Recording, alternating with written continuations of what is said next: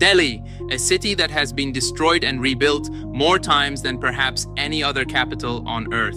A city where empires have risen and fallen, where myth meets modernity, and where 20 million people wake up each day to the heartbeat of India itself. Welcome to Delhi, a place that isn't just a city but a story that stretches back more than 3,000 years through dynasties, conquerors, revolutions, and rebirth. If you stand today on the streets of Old Delhi and listen carefully, you'll hear echoes of Indraprastha, the ancient city mentioned in the Mahabharata, the epic of ancient India. According to legend, this is where the Pandava brothers built their capital thousands of years ago. Archaeologists debate the exact truth behind the myth, but artifacts unearthed across the region suggest that civilization here dates back to at least the 6th century BCE. Over the centuries, Delhi became the prize every conqueror wanted.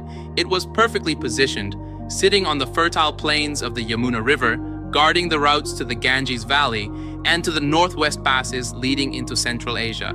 Whoever ruled Delhi ruled the gateway to India. There wasn't just one Delhi, but many. Historians talk about the 7 cities of Delhi.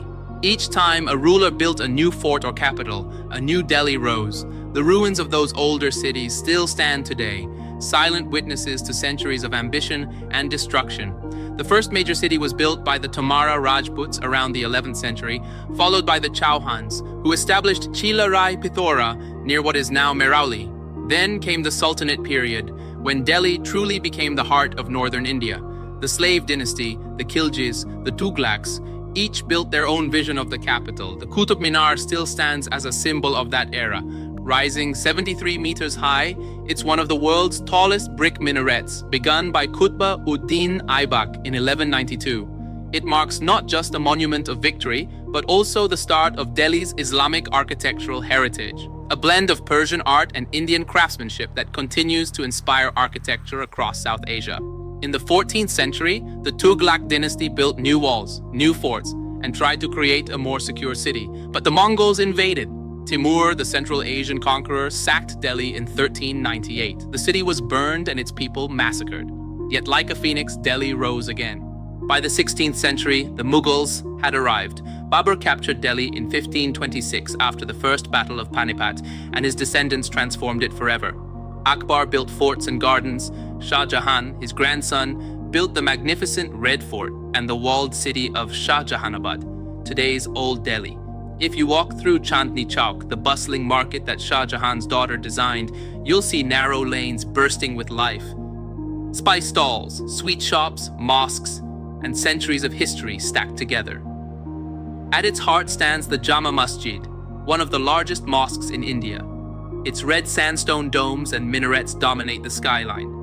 Every prayer called from its towers echoes through centuries of devotion. Then came the British.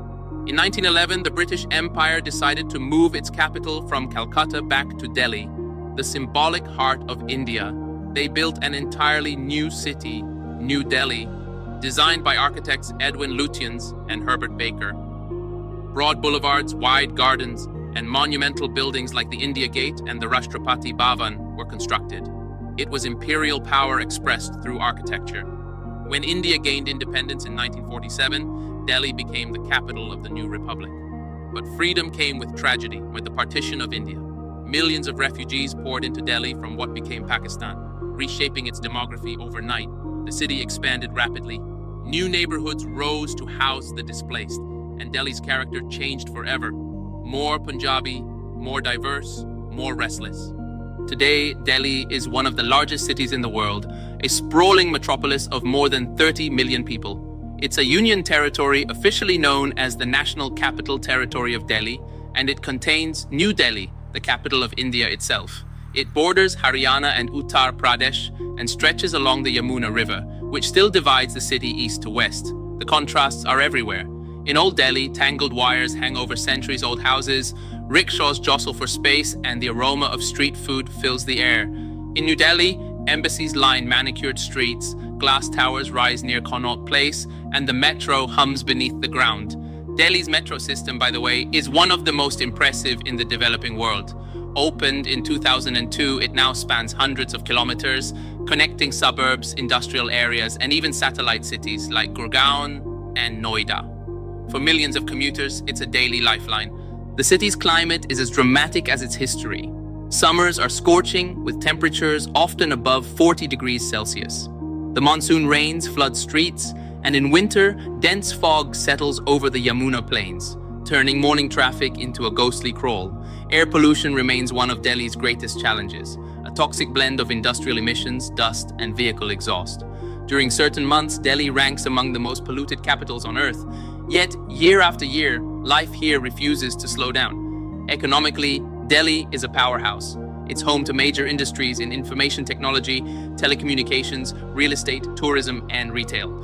Its GDP ranks among the highest of Indian states and territories. Connaught Place remains one of the most expensive office markets in the world. And yet, in the same breath, you can find entire neighborhoods struggling with poverty and overcrowding, the paradox of rapid growth. Culturally, Delhi is India in miniature. You can hear Hindi, English, Urdu, and Punjabi all within a single street. You can visit temples, mosques, churches, and gurdwaras within a kilometer of each other. Festivals fill the calendar: Diwali, Eid, Holi, Christmas, Baisakhi.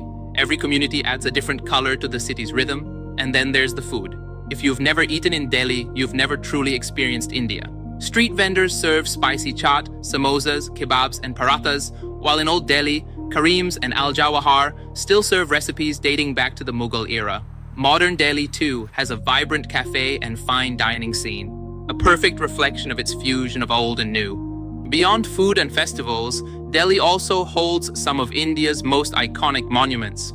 The Red Fort, where every Independence Day the Prime Minister hoists the national flag. The India Gate, built in memory of soldiers who died in World War I. Humayun's tomb, a masterpiece of Mughal architecture and a precursor to the Taj Mahal. The Lotus Temple, symbol of unity among religions. The Akshardham Temple complex, one of the largest Hindu temples in the world.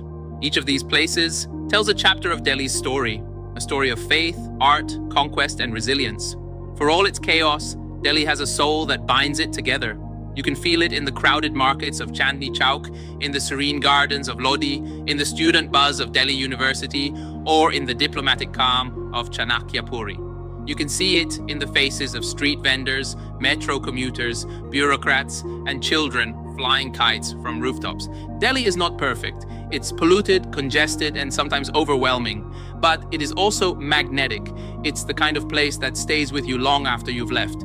A city of contradictions that somehow all make sense. Maybe that's why every empire wanted to rule it and every traveler wants to return. Because Delhi isn't just the capital of India. It's the capital of its history, its contradictions, and its unstoppable energy. From Indraprastha to Shah Jahanabad, from the British Raj to the Republic of India, Delhi has seen everything. Conquest and freedom, despair and hope, decay and renewal. And still, it endures. So if you ever find yourself walking through its streets, whether it's the chaos of Old Delhi, the symmetry of New Delhi, or the quiet banks of the Yamuna, pause for a moment, listen to the sounds, breathe the air, and remember, you're standing on ground where thousands of years of history are still alive, layered beneath your feet. This is Delhi, ancient, restless, and forever reborn.